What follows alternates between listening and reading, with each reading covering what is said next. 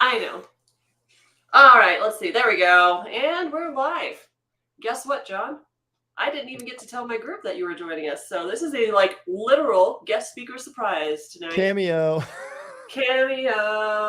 So for people who aren't going to hop on live, they really missed it because this is a big event. I should get you on again just so we can tell the whole group what's going on. But planned topic, and yeah, that would be good. That yeah, maybe I'm an expert in. I don't know what that would be, but we'll think of something. All right, we have some people showing up. Hello, everybody. Welcome to our Facebook and YouTube live tonight. Obviously, it's Alina Wilson here with Estimate Mastery, and we have John Cnet with Name That Shingle, our unannounced surprise hello guest. So if you're here and want to say hello, please do so in the comments. We'd love to see who's showing up with us here tonight. And yeah, John, I'm not good at introducing you because you're so fantastic. I'm going to let you do that for yourself if you don't mind. Tell the folks just a little bit about you. Wonderful. I'm over 10 years in the industry, a lot of sales, installation, hands-on work, sales management. But at the tail end of my selling career, I got really tired of this company and how inaccurate I felt they were at identifying shingles, and some of the information that seemed to be a little bit confusing, and some information that was misguiding in my opinion. And me and a partner decided to create a shingle identification company. Now with that came a group where we go in and we identify just via picture to help you start understanding what's on there. That used to be called Name That Shingle. We now call it Name That Roofing, Siding, More. We still internally call it Name That Shingle. And that became classes and education and seminars and training all over the country. And it's been such a fun thing to be engrossed in. But I joke all the time, it's the Matrix, blue pill, red pill. Like, do I really want to have known now everything I know about the insurance industry and ITEL and everything else? Or, which pill would I rather taken? But I love it. I'm so enriched in what I get to do and join people and speak and talk about this stuff and help and educate. It's so fun. But I am up against a giant 800-pound gorilla that we all know as ITEL. Yeah, 100%. That's what we're here to talk about tonight. So thank you, everyone, for saying hello in the chat. We've got Kenneth, we've got Tim, Brad's with us, Levi, Claire, Clarice, Monica. Thanks, everybody. And Steve Solis. It has been a long time since I've seen you. Been a minute. And yeah, hi, Jessica, everybody. I'm just going to show Jessica. We got some people with us. So there are live people out there. All right, let's go ahead and just jump in with both feet. John, what's going on? What's going on with that? Why are we having to have such a battle? So I think everybody knows that ITEL has done flooring price for a long time. Since the mid-80s, late 70s? long time. It's actually no surprise to me that they do it. I mean, really the industry should have seen this coming. But when you look at the path of where it came from, I'm just not overly thrilled about the path. And I don't know that the dispute is that different to overcome. If you've ever done an interior job and had to say, no, this is the real flooring price. Sorry, ITEL, where you're getting this from, and had to overcome that. It's not that indifferent from overcoming it, but who remembers the whole Mad Sky program and everything had to go through Mad Sky, right? Now, do you remember when Mad Sky wasn't doing great with the material program? So there was this subsidiary thing called MSW that was created. That was a managed material program. And essentially it was, I can't even get into all of it, but let's just say a shell company came along, struck a deal and said, hey, we think we're going to buy this much material and we want X% off. And they said, deal. So the old Liberty Mutual Safe Construction was every single estimate, they would go in and take 6% off the shingle price. It was a flat thing. It was 94% of the price of what you would actually see through the software. And it said, you can buy these materials through MSW. It was a shell. It was being bought really through Mad Sky programs, managed repair programs, but it was being funneled back through MSW. And when I say back, the best that we've traced it, rebates. So no actual discount. The suppliers honoring the price and then getting a big rebate at the end that was coming back. Well, we all loved that program, right? I think that we all truly enjoyed that program. You can tell by the show up rate. This is like one of the best show up rates I've had in a long time to a live. That I think the people just love ITEL so much. They wanted to hear it. Just get ready for your blood to boil, because Hunter, who is an executive for Mad Sky and owns MSW, essentially handed the MSW program over to ITEL. So what was the MSW program is now the ITEL program. And just to be clear, Everybody remembers what happened in 2020. We don't like to say the C word, but it's okay. There was this thing that you could get. Yes, that one. There was this thing that you could get if your business was hurting, where you could get PPP to have money loaned to you because of your payroll and everything else, right? MSW claimed $840,000 in PPP in 2020 in shelled money that was rebated to them and paid out to executives to keep up the payroll of what those guys were supposed to be earning. So now that everybody's happy, let's talk about how ITEL has taken over the program. Interesting. Wow. Okay. So I've had some really great contractors do some digging in Atlanta and Colorado and really dig into this. The best thing you can do with the ITEL price, Alina, it's like anything. It's like when we get DMI in our ITEL estimates and say that you can buy the materials, just call and see what it takes to order it. I encourage any contractor, just learn. It's so much easier to talk about it with an adjuster. Say, hey man, we tried it your way. We called and they won't fulfill the order. Or it turns out it's only the shingle and not the rest of the peripherals. And it's a really good way to argue. If they've lumped everything into waste and said, hey, we're going to put all your starter, hip, and ridge in there, the only thing they're going to honor the price on is the field shingles. So now I get to go back to them with an estimate that says, hey, if we're going to buy from ITEL, you actually have to change your estimate to pieces because the price is only relevant for the field shingles. So I only know this because you got to make the calls, you got to talk, you got to communicate with them. And that's not fun. We know what it's like to pick up the call and talk to those people. And you're like dreading it, but still make the call, learn about it. Here's what somebody in another state did that I found was really powerful. They went to their suppliers and they said, hey, there's a company that says we can get this price.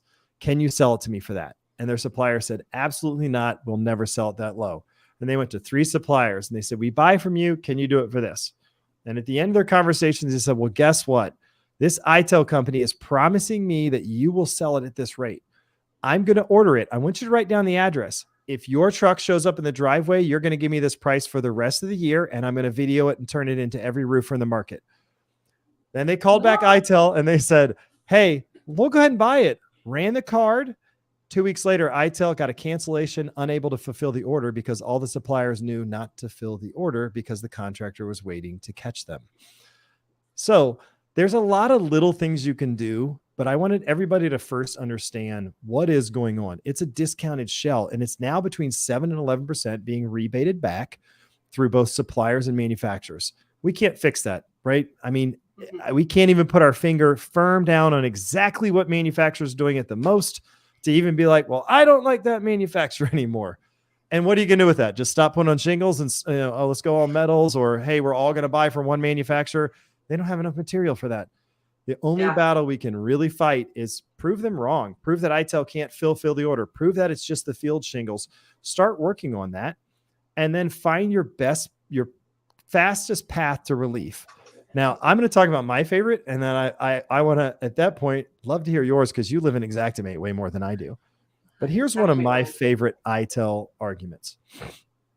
I send them a little notification that says, hey, we've checked into this. This is a vendor or member price we don't have access to. It appears that by doing this, you're custom pricing your Xactimates. I wasn't aware we were going to do that. If we're going to custom price the Xactimate, you should know that we're one of the top tier contractors in this market.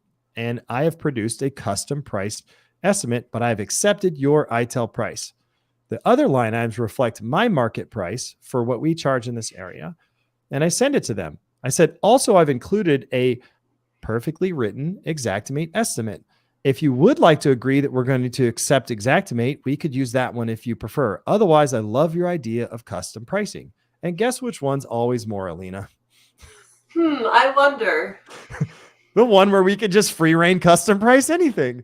Because what are they going to say? No, you have to use Xactimate? To which I would just say, no, you have to use Xactimate. Show me where you're getting that price. No, you show me where you're getting that price. It's a funny move, and it just is very, very, very efficient. And to give you an example, I can pull one up, but to give you an example, I changed the line items in one estimate in Colorado by $1 for every line item, and I changed the box vents by $10. My estimate, and I gave them their ITEL price. My estimate was $500 more than the Xactimate estimate by changing every line item by $1 and the box vents by 10. Hear that, guys?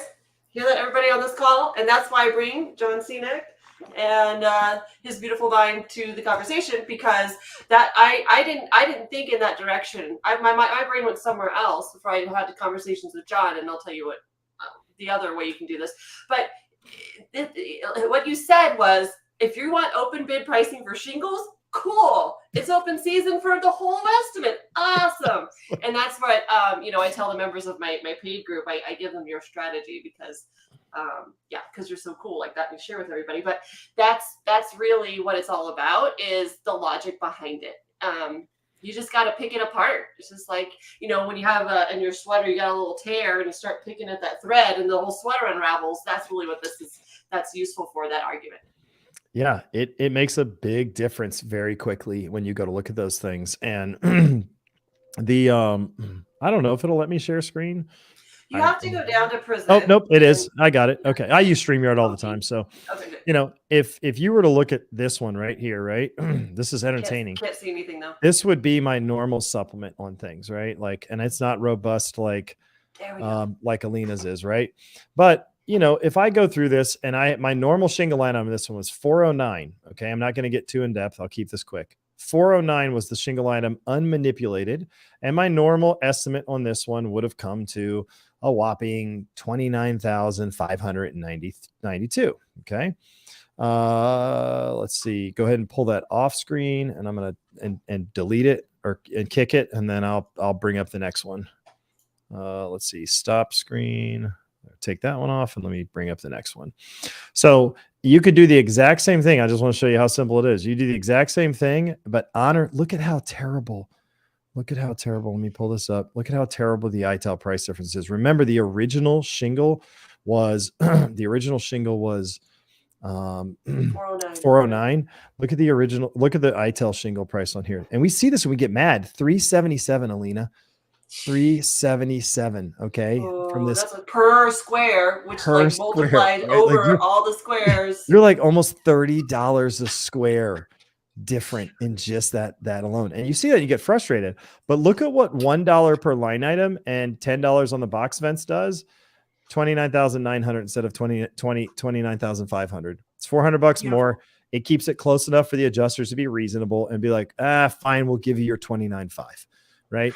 And it's worked really well for me. So there's my little strategy on that one. So you can pull that one down and I'll take it off of there. So yeah, that's a beautiful example. So thanks. I like to look at real hard numbers too, just so we can, see how it actually works. So did you guys catch that? So what he did was he accepted the ITEL on the second one, but then changed every single line item $1 more on the pricing, the Xactimate pricing to be clear here, and then $10 per box vent, and then that ended up $500 more than the adjusters or from the Xactimate pricing that John had wrote up.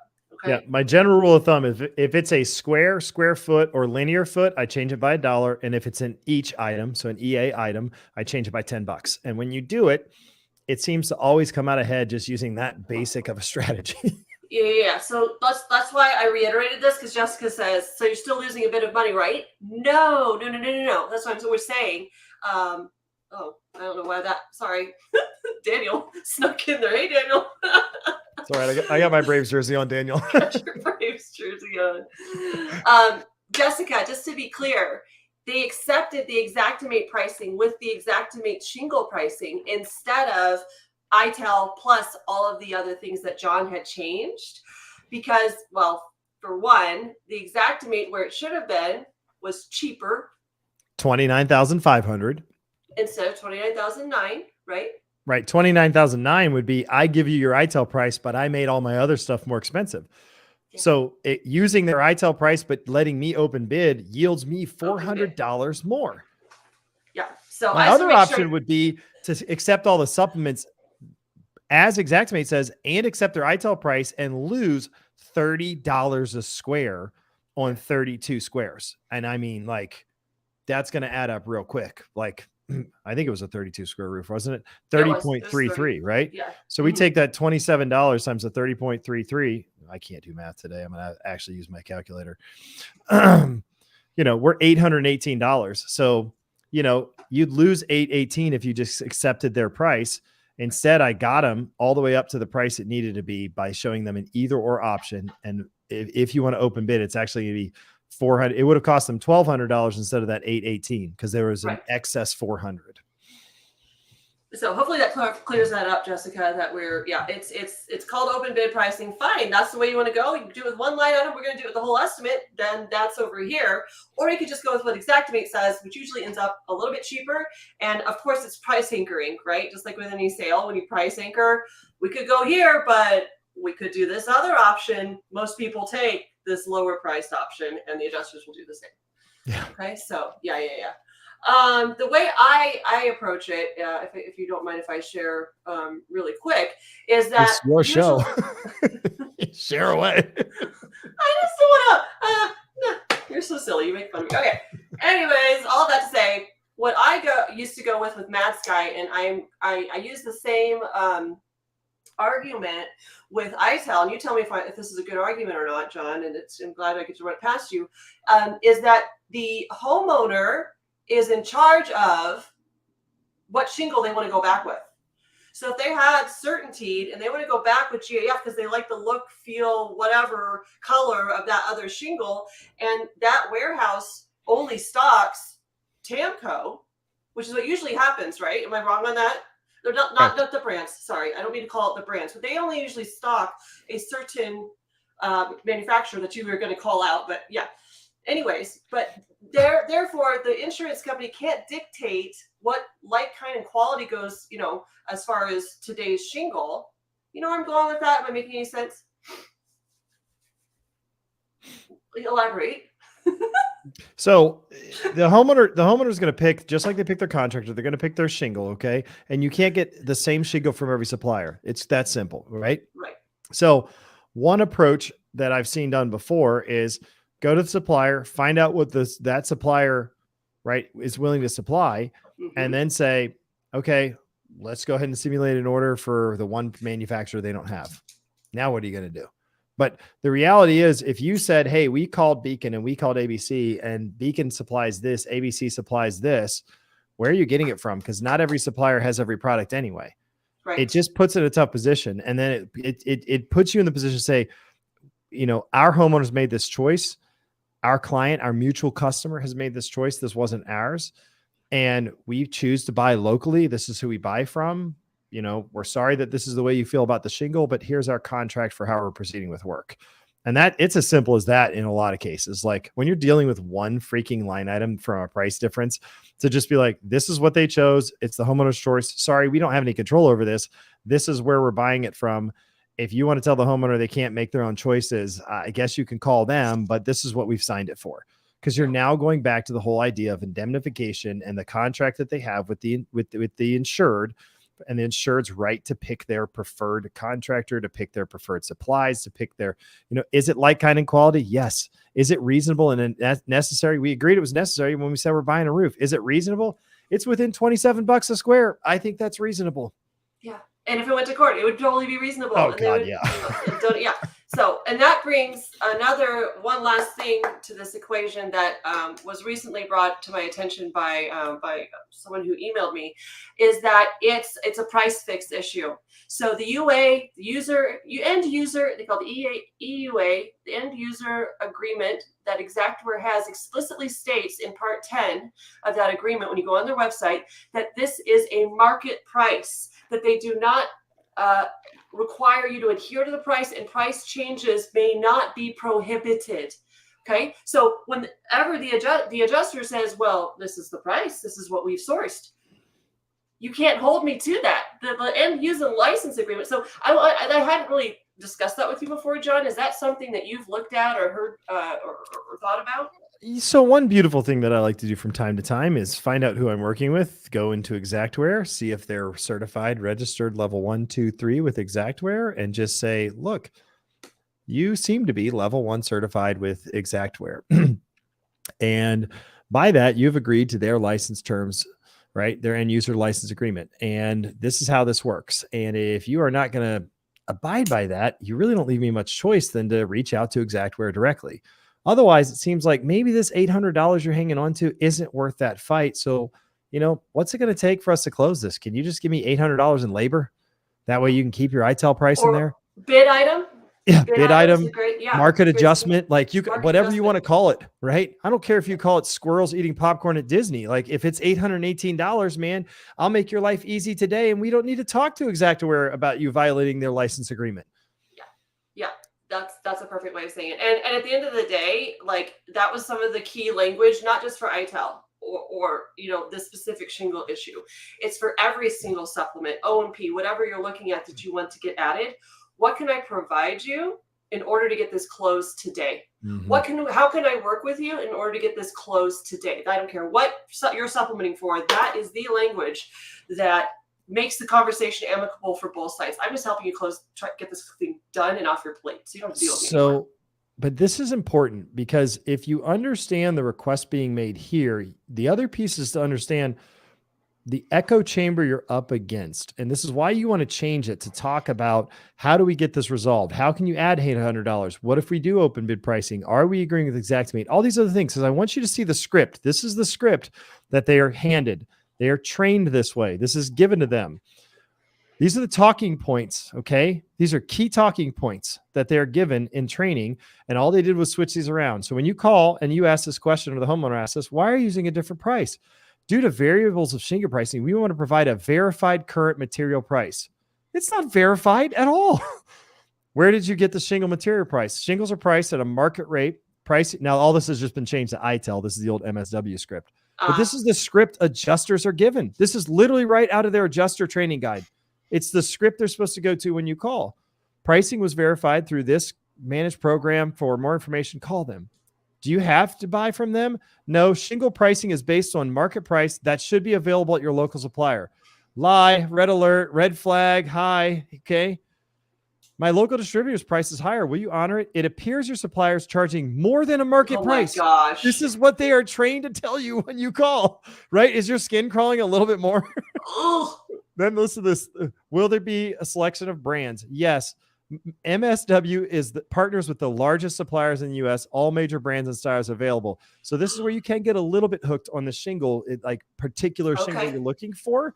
That may not work, but if you know this is their script, everything that you just said, Aline, is not on the script. What do we do to close this today? What can you do today? Right? The market price stuff. Well, if it is market price, then let's just go ahead and go with whatever market prices we have for our market. We think drip edge is $10 a linear foot, right? This custom pricing thing that you're doing, you can do that. You can do the strategy we talked about. You can use your strategy. You can use the shingle availability. You can set your suppliers up to where they just reject the order if they know that that address is going to be a problem. But when you look at this script, you should realize this is the echo chamber that they're sat down and told over and over and over again. Say this, say this, say this, say this, say this, say this, say this, say this. So if you argue just these questions right here, you're not going to get results. Find a way to get outside of these 5 style of questions because they're trained to answer these 5 questions. Why aren't you using Xactimate? Where'd you get this price? Do we have to buy from ITEL? My local distributor says it's high. This is their price is higher. Will you change it? They're already trained for these. Move past these questions quickly if you're going to try and negotiate or argue or validate what price you're charging. You didn't know I had that gem sitting here for this call, did you? I didn't know. Just like we surprised the audience that John would be here this evening. If you're watching now everybody's like ready to punch a hole in the wall after reading that.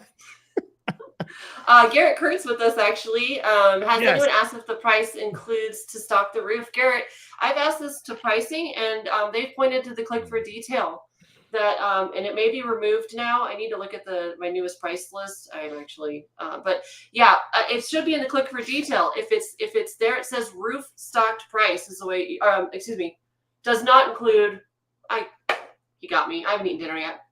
But it's in the click for detail. They used to delineate it there. So that goes to any line item, right, Garrett? Garrett's smart guy. He knows exactly what I'm talking about. But and you can actually call pricing. This is for everybody. If you ever have a question for Verisk, it's no longer Xactimate, it's now Verisk. But if you ever have questions on pricing, please reach out to them. That's one of their biggest complaints about contractors is we all complain, but no one talks to them. So here is the number for Verisk. Ask for pricing is what I'm going to put here. Boom. And that's that. Yeah, that's their number. And you can call and ask for pricing and have a conversation. So I know, Garrett, you already know all that. But and pricing at Verus.com as well is the other place. I like to have a verbal conversation just so I can ask my nitpicky questions like, is that in the direct labor yield, or are you putting that over here in, you know, this other part of the price? But if you do email them, I will now amend my ticker. If you do email them, it's then it's in writing. Right? If you didn't document it, it didn't happen. So, you know, having conversation on the phone may not be as helpful with the adjuster side of things. I just like, I like to geek out with pricing, and yeah, I'm pricing certified as well, by the way. So, yeah, I know those guys very well. The two Camerons and everybody that's over at pricing are fantastic, and they're waiting to talk to you. So, yeah. And ask the question, if you ever call ITEL about the order, ask them how it's delivered. Okay. Because they don't give you a delivery date. They don't tell you when it's going to be delivered. They just say, okay, yeah. And it's always ground drop. And then I know a contractor in Atlanta, the way he beats the ITEL price is gives them a bid to have a boom truck come and raise it. And the boom truck bid covers both the roof load and the difference in price. And he beats them on it like 8 out of 10 times. One line item. It's a joke. You know, so there's so many ways to do it. But again, understand the list of questions they already are canned to answer and work your way around those questions and just completely avoid it. And that goes back to, if you don't document, it didn't happen. So like with a roof stock issue, if you're not providing photos of how it's truly landlocked, like in downtown Denver, there's no back, you know, there's no alleyways. They're all, and then in the front, there's no driveways because they're from, you know, built in the 1800s. So you just got to document it. And that's the thing, that it takes an extra 5 minutes that adds thousands of dollars to your estimate, right? So that's the other thing I love to talk about over here is documentation. So anyways. Oh, that's a beautiful topic for me too. All right. What do we want to finish with here? Anything else you want to wrap up with? All I want to say is thank you very much, John, for being our surprise guest speaker tonight. I really appreciate your time and for meeting with us and spend time with us. This is what I would like to say is if you like what we did here tonight, this is the kind of stuff that we do inside of our paid membership. So if you ever want to know anything about what we do here at Estimate Mastery, these are the caliber of people that we're always bringing on to speak to our group and just do a deep dive into all of it. So that's what I want to say. You can reach us at info@estimatemastery.com for more details. John, if they liked what you said and want to know more about what you have to offer, where do they reach out to you? Just go to johntheroofpro.com. Like, that's the easiest way. Or you can go to my Facebook page, John Cenac, and then the Facebook group that I kind of run has 20,000 members, and I just answer a bunch of questions. That's Name That Roofing, Siding, and More. So again, johntheroofpro.com is the website. John Cenac for Facebook, and then Name That Roofing, Siding, and More. I know it's a mouthful now. To just check out the Facebook group if you want to. I so appreciate Alina's friendship, and just she supports. I mean, she comes and speaks as a guest in my group. You know, like, we both do some really fun stuff, and those cross paths, and it's awesome when we get to share ideas. So for those of you who are not in her big group, I highly encourage it, because I know some of the contractors in that big group, and they are doing very well with the training that Alina provides. So seriously consider it, y'all. I'm not even going to sell my program. Like, very, very sharp contractors in Alina's program. So okay. Yeah, we get to work with the best of the best, and we're really, really privileged. So same with your group. Your group is fantastic. So, all right, John, any last words? Go Braves. Just since Daniel was in there too. No, guys, look, this industry is all about being proactive and reactive. The second you think you have this down, you should be asking 2-3 of your peers how they're doing it too, because the solution that you have today may not be the solution that you could use tomorrow, but the person right next to you may already have it. It's why we like groups, okay? Because somebody else has thought of something as innovative or more innovative than we have. So please stay connected and communicate, guys. This is a rising tides industry. The more we help each other, the more we see the industry raise. So let's go out there and all win together. Awesome. That's perfect. Thank you so much for being with us. And I'll be back next Tuesday. It's called Name That Shingle, Siding, and More. If you just start Name to that type roofing, name that roofing, siding, and more. I already screwed it up. So if you start to type Name That Roofing in Facebook, it pops up immediately because it's a very unique name. And yeah. So thanks everybody for being here. We really appreciate you. I'll be back next Tuesday at 5 p.m. Mountain, 6 p.m. Central, 7 p.m. Eastern. I'm talking all about the #1 mistake contractors make on their estimates. I'll leave it at that. That's what we'll be talking about next week. So we'll see you around the bend. Same bat time, same bat channel. So thanks everyone. We'll see ya. Thanks.